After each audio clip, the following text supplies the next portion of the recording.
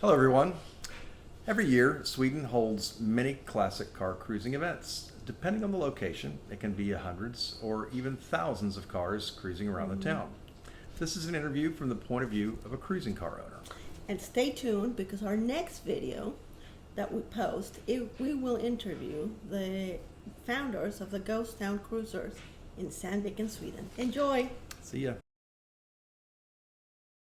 This is my friend Lennart Johannson. I've known Lennart for a bunch of years. Very first thing I ever saw here was the old cruising cars that everybody was running around here in Sandviken. House suites have a totally big love of it. Really take care of the cars and make them look really cool. The term ragare, where do you think that comes from? It's hard to explain in English because it's probably Swedish slang because raga means picking up girls. Okay. And ragare, it's more like that's what you do. Okay. So it's probably, there comes some ragare and they're just cruising around looking for girls. So it's kind of like they come in a cool car, or they're cool guys with cool cars, picking up girls. Okay. But anyway, I think even in Swedish, everybody calls them cruising cars or cruisers, right? Actually, the normal term for it is jänkare. Okay. What's that? A Yankee. Oh, okay. So Yankee car. So it's an American car. It's really actually kind of like a subculture, really. Yes. Some of the people, they dress up. When you see people change clothes and dress up for it, it's often late 50, early 60 thing. So do they have like parties after the cruising sometimes? Like, do they dance? Often some sort of dance connecting to an arranged cruise. Why do you think all this has stayed around for so long? If we look at the history, it started probably very small scale in the 50s. Okay. Grew a little bit during the 60s and the 70s. The Ragout culture were really big, but then back in the 70s, it was actually youth. Okay. So the Raggare, they fought, they drank. You had Raggar riots in Stockholm in the 70s. Yes. Okay. Yeah, for real. Wow. They robbed Systembolaget and liquor. Liquor store? Yeah. In the 80s and 90s, the Raggar culture were really small. Okay. And diminished. And after the millennium, it started picking up again. Average age, very much higher today than it was back in the 70s. Okay, so it used to be young people back then, and now it's older people. Yeah. Your oldest memory of the old cars, liking cars, what's your story on that? The first one was actually a friend of mine. He was 2 years older than me. He started with a Commodore. What age were you then? I was 16. Okay. I mean, a Commodore is not actually a real Yankee car. After that, he bought a Chevelle. That was fun. That's an American muscle car. We actually drove home from a dance once with 11 people in the car. We drove for 50 kilometers, but we had one in the trunk. How did you get your car? And what do you have? I have a Chrysler 64 300. It's a big, nice car. Your car is very original. It's in very good shape for most of the original parts, I think, especially on the inside. Yes. When did you get that, and how did you get that car? I bought 2012, I think. The story behind how I bought the car was actually, we were looking for a totally different car. Yeah. And we went quite a long way to have a look at that car, but that car was crap. For real. It had a lot of duct tape on it, painted duct tape and stuff like that to cover up what you were looking for, holes and stuff. No. The day after we were like, Yeah, because I think I remember that he kind of lied to you about some stuff, and you were disappointed and kind of down in the dump. And then what happened? We just sat and looked at the internet. We found this car. This car is actually nothing like compared to the car we actually wanted to buy. But it was a really good looking car. The photos of the car were extremely good. When I talked to the guy, he actually had help to take those photos from a niece or something that was a photo student. Okay. So they were awesome. Okay. But the car was still really good shape. Looked just like the photos, huh? Yes. And you bought that here in Sweden?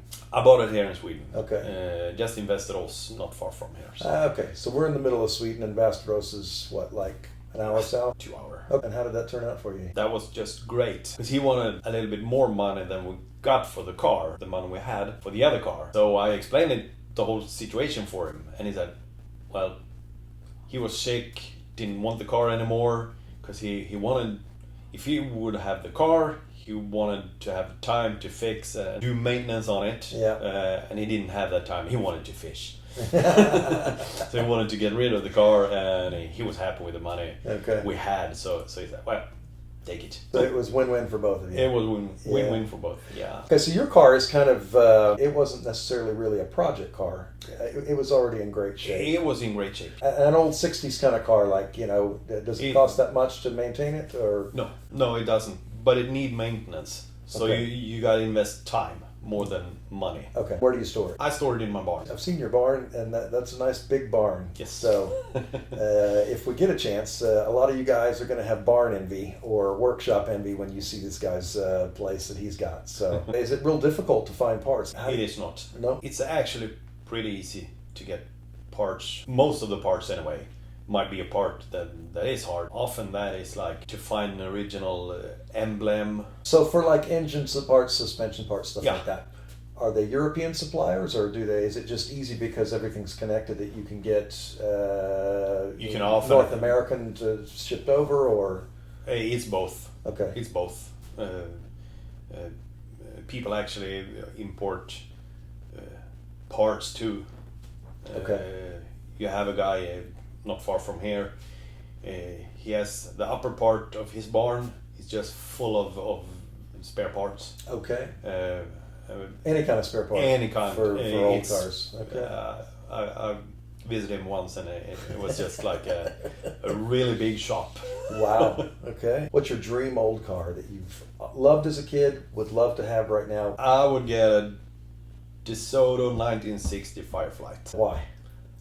Because it looks awesome. Okay. I think that is one of the most beautiful cars ever made. You had to have seen one of those. Yes.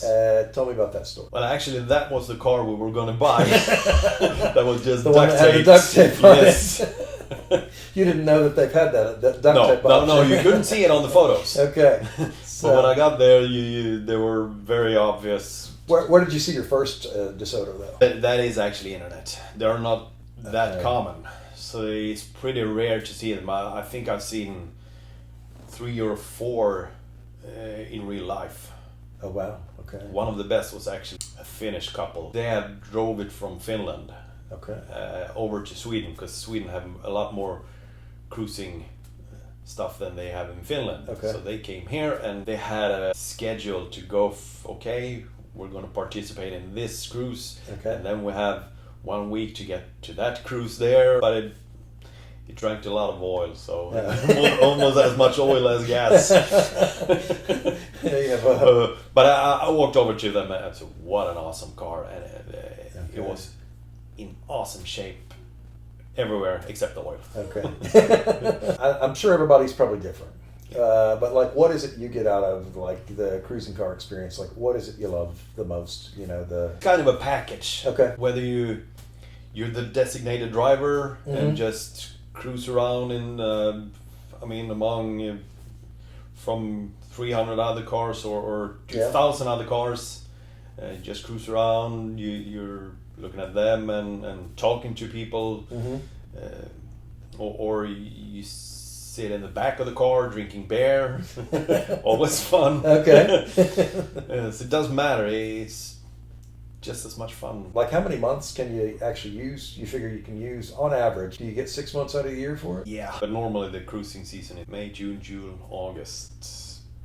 The last is maybe September. Okay. So that's the main cruising season. North Americans come over here and they're amazed at all of the quality restorations and how the Swedes are maintaining all these cars, and that they actually now are coming back, or have in the past come here to buy the cars because they want to take them back. Yeah. What do you know about that? It is actually a fact, because normally when you renovate a car in America, they make it much better. Okay. They put in a bigger engine, more powerful engine, and fix everything so it goes really, really good. Okay.